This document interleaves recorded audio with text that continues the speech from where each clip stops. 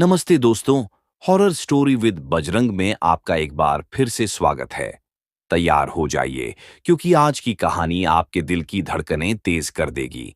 ये कहानी है कारज खेड़ा गांव की एक सुनसान रेलवे लेवल क्रॉसिंग की, जहां रात का सन्नाटा सिर्फ ट्रेन की सीटी तोड़ती थी, या शायद कुछ और।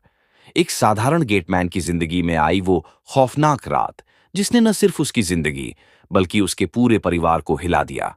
एक लड़की की चीखें, एक भयानक अपराध और एक साया जो शायद आज भी उन पटरियों पर भटकता है। तो अपनी सीट कसकर पकड़ लीजिए, लाइट्स धीमी कर लीजिए और इस डरावने सफर में हॉरर स्टोरी विद बजरंग के साथ चलिए। सुनिए और तय कीजिए, क्या आप उस डरावने सच को जानने के लिए तैयार हैं? सर्दी की रात थी। आसमान में चांद की मध्यम रोशनी थी, जो बादलों के पीछे बार बार छिप रही थी। हवा में ठंडक थी और सूरजपुर गांव के बाहरी इलाके में बनी रेलवे लेवल क्रॉसिंग के आसपास सन्नाटा पसरा हुआ था।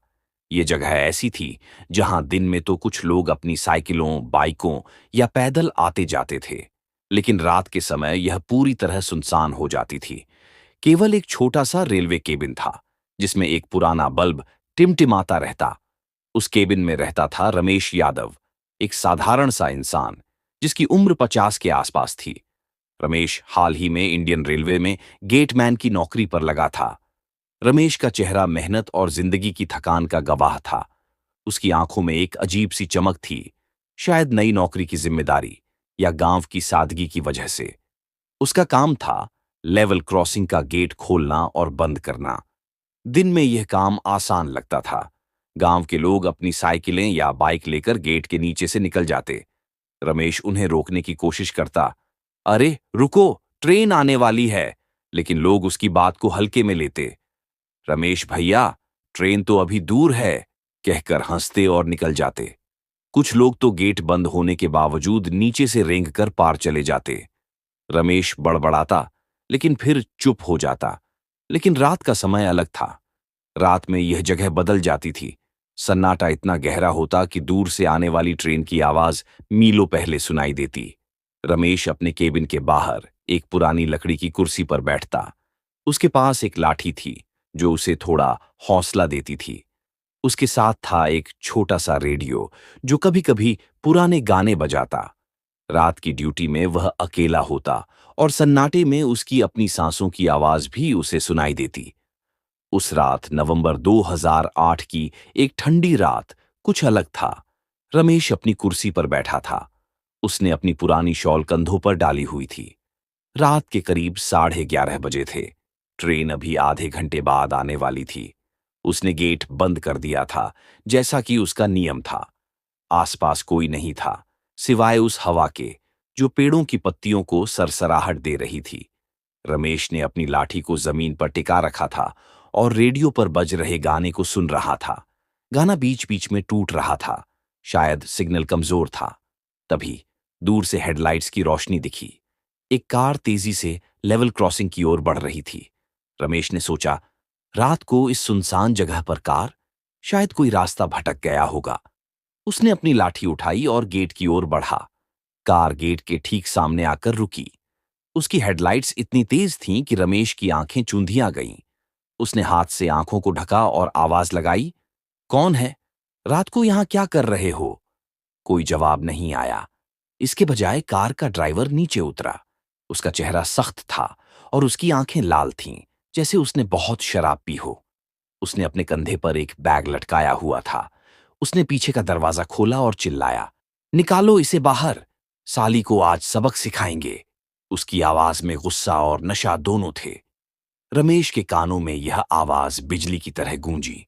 उसका दिल तेजी से धड़कने लगा। उसने देखा कि दो और लोग कार से उतरे। उनके हाथों में एक लड़की थी, जिसके हाथ पैर रस्सी से बंधे थे और मुंह पर कपड़ा बंधा हुआ था। लड़की कमजोर सी थी। उसके कपड़े फटे हुए थे और चेहरे पर डर साफ दिख रहा था। उसकी आंखें रमेश की ओर थीं, जैसे वह उनसे मदद मांग रही हो। रमेश का गला सूख गया। उसने अपनी लाठी कसकर पकड़ी और आगे बढ़ा। ये क्या कर रहे हो? छोड़ दो उसे। उसकी आवाज में गुस्सा था, लेकिन कहीं न कहीं डर भी था। वह अकेला था और सामने 3 लोग थे, जो नशे में धुत लग रहे थे। ड्राइवर ने उसकी ओर देखा और हंसा। उसका हंसना इतना ठंडा था कि रमेश की रीढ़ में सिहरन दौड़ गई। ड्राइवर ने अपनी जेब से एक चाकू निकाला और रमेश की गर्दन पर रख दिया। क्या समझता है खुद को, हीरो? चुपचाप खड़ा रह, वरना यहीं खत्म कर दूंगा। चाकू की ठंडी धार रमेश की गर्दन को छू रही थी। उसकी सांसें रुक सी गईं। उसने देखा कि बाकी दो लोग उस लड़की को रेलवे ट्रैक की ओर घसीट रहे थे। लड़की छटपटाने की कोशिश कर रही थी। वह चिल्लाना चाहती थी, लेकिन मुंह पर बंधा कपड़ा उसे रोक रहा था। उसकी आंखों में आंसू थे और वह बार बार रमेश की ओर देख रही थी। रमेश का मन चीख रहा था। वह कुछ करना चाहता था, लेकिन उसकी गर्दन पर चाकू था। उसने ड्राइवर से कहा, तुम लोग नशे में हो, ये गलत कर रहे हो, इसे छोड़ दो, वरना। उसकी बात पूरी होने से पहले ड्राइवर ने चाकू और जोर से दबाया। बकवास बंद कर बूढ़े, तूने कुछ नहीं देखा, समझा? रमेश ने देखा कि वे लोग लड़की को ट्रैक पर लिटा रहे थे। एक आदमी ने रस्सी निकाली और उसे ट्रैक पर बांधना शुरू किया। लड़की की आंखें अब और चौड़ी हो गई थीं। वह अपने बंधे हुए हाथों से इशारा कर रही थी, जैसे कह रही हो, मुझे बचा लो। रमेश का दिल जोर जोर से धड़क रहा था। उसने सोचा, अगर वह कुछ करेगा तो शायद उसकी जान भी चली जाएगी। लेकिन वह उस लड़की को ऐसे मरते हुए भी नहीं देख सकता था। दूर से ट्रेन की हल्की सी आवाज सुनाई दी। रमेश ने ड्राइवर की ओर देखा। देखो, ट्रेन आ रही है, इसे छोड़ दो, वरना तुम लोग भी नहीं बचोगे। ड्राइवर ने फिर हंसा। चुप रह, वरना इसे बांधने के बाद तुझे भी बांध देंगे।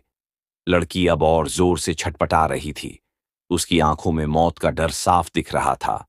रमेश ने एक बार फिर हिम्मत जुटाई। उसने ड्राइवर को धक्का मारा और भागकर अपनी साइकिल उठाई। वह जानता था कि अगर वह रुका तो शायद उसकी जान भी चली जाए। वह गांव की ओर भागा, लेकिन पीछे से ट्रेन की सीटी और लड़की की दबी दबी चीखें उसके कानों में गूंज रही थीं। जब वह गांव पहुंचा तो उसने कुछ लोगों को जगाया। जल्दी चलो, लेवल क्रॉसिंग पर कुछ गलत हो रहा है। वह हाँफ रहा था। गांव के कुछ लोग उसकी बात सुनकर उसके साथ लौटे। जब वे लेवल क्रॉसिंग पर पहुंचे तो वहां का मंजर देखकर रमेश का दिल बैठ गया। कार अभी भी वहां थी, लेकिन ट्रैक पर लड़की की लाश बिखरी पड़ी थी। उसका चेहरा इतना कुचला हुआ था कि पहचानना मुश्किल था। खून और मांस के टुकड़े ट्रैक पर बिखरे थे। रमेश के पैर कांपने लगे। उसने पुलिस को बुलाया और सब बताया। 3 लोग, कार, चाकू और वह लड़की। पुलिस ने जांच शुरू की, लेकिन कोई सुराग नहीं मिला। लाश की शिनाख्त नहीं हो सकी, क्योंकि उसका चेहरा पूरी तरह नष्ट हो चुका था। वे तीनों अपराधी गायब थे, जैसे धरती निगल गई हो। केस धीरे धीरे ठंडे बस्ते में चला गया। लेकिन रमेश के लिए यह सब खत्म नहीं हुआ था। उस रात की घटना उसके दिमाग में बार बार लौटती थी। वह उस लड़की की आंखें भूल नहीं पा रहा था, जो उससे मदद मांग रही थीं। रातें अब और डरावनी हो गई थीं।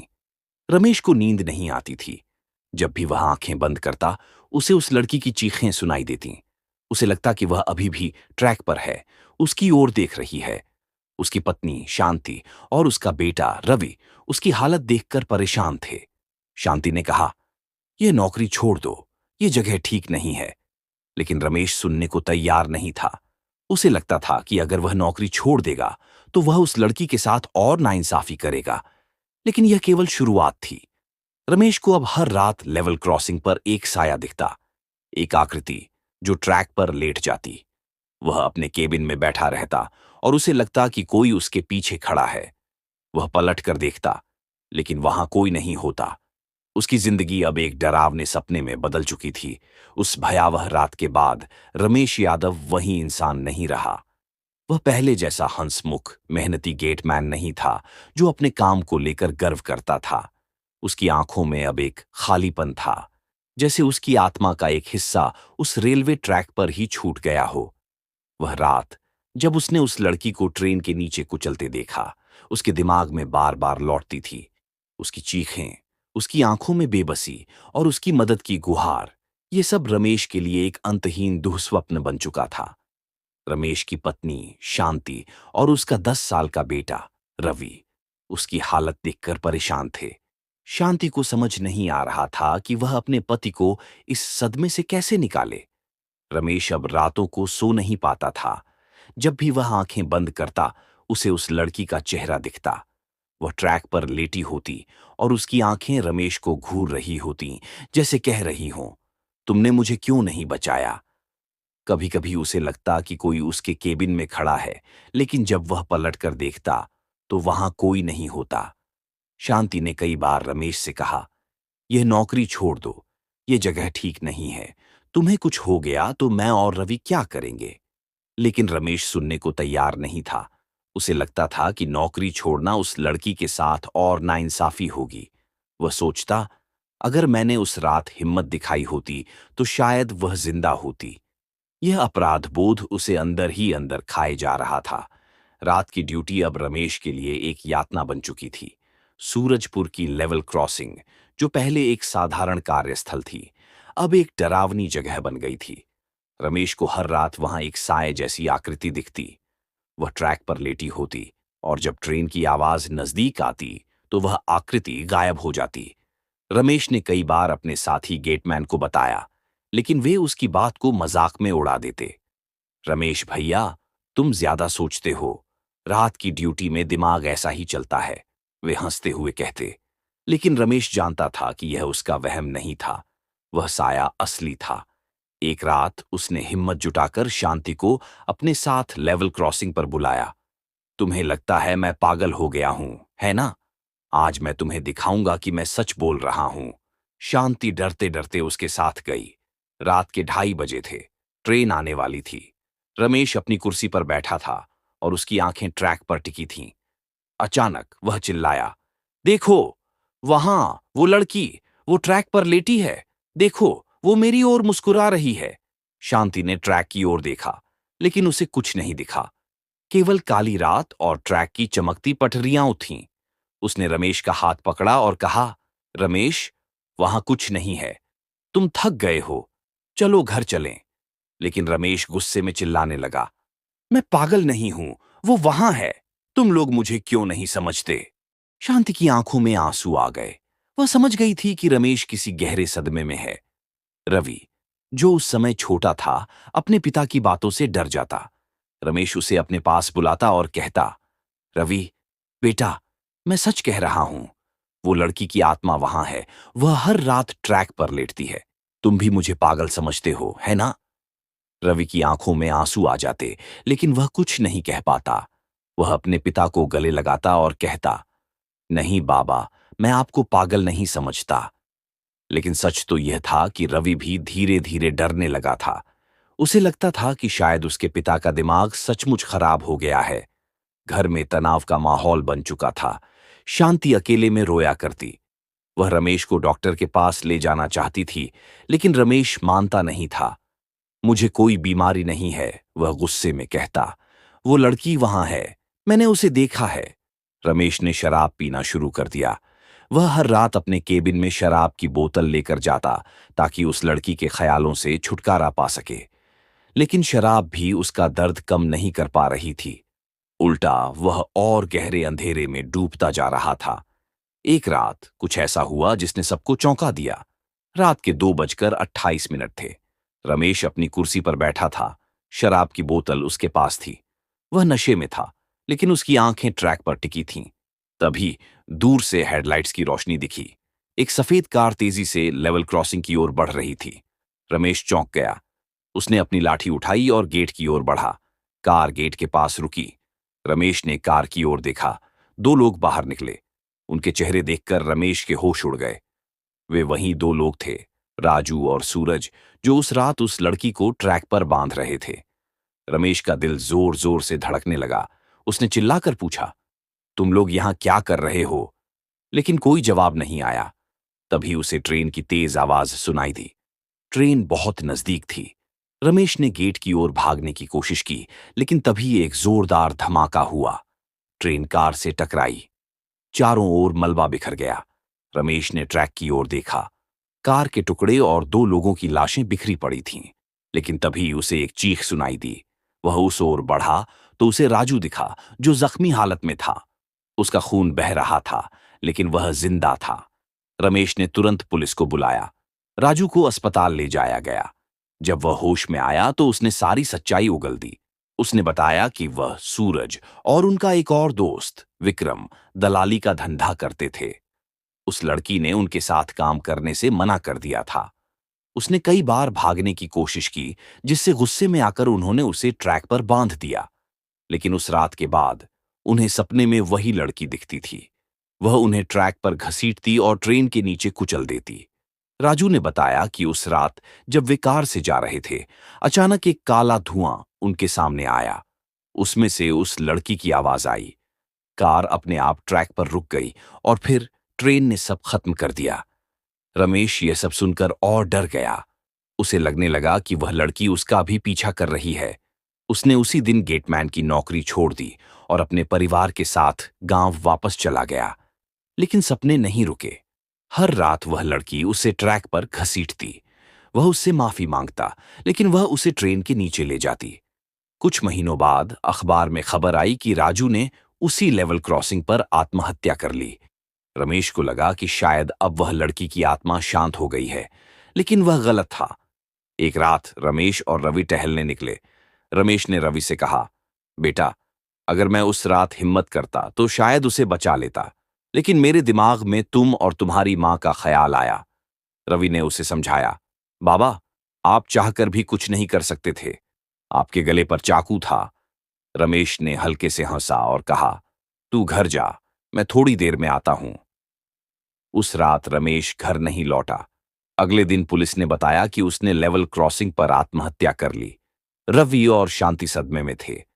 गांव वाले कहने लगे कि उस लड़की की आत्मा ने रमेश की जान ले ली, लेकिन रवि को लगता था कि उसकी आत्मा ने बाबा को नहीं मारा। रमेश उस अपराध बोध से नहीं जी पाए कि वे उस लड़की को नहीं बचा सके। वह डिप्रेशन में चले गए थे और आखिरकार उन्होंने खुद को खत्म कर लिया। दोस्तों, यह थी कारज खेड़ा की उस भयानक रात की कहानी, जिसने एक गेटमैन की जिंदगी को हमेशा के लिए बदल दिया। क्या वह लड़की की आत्मा सचमुच उन पटरियों पर भटकती थी, या यह सब अपराध बोध और डर का नतीजा था? यह रहस्य आज भी अनसुलझा है। अगर यह कहानी आपके रोंगटे खड़े कर गई, तो हॉरर स्टोरी विद बजरंग को सब्सक्राइब करना न भूलें। अपनी राय कमेंट में जरूर बताएं, और अगर आपके पास भी कोई ऐसी डरावनी कहानी है तो हमें भेजें। शायद अगली बार आपकी कहानी हमारे चैनल पर गूंजे। अगली बार फिर मिलेंगे एक नई हॉरर कहानी के साथ, जो आपके दिल की धड़कनें रोक देगी। तब तक सावधान रहिए, खासकर जब आप किसी सुनसान रेलवे क्रॉसिंग से गुजरें। नमस्ते।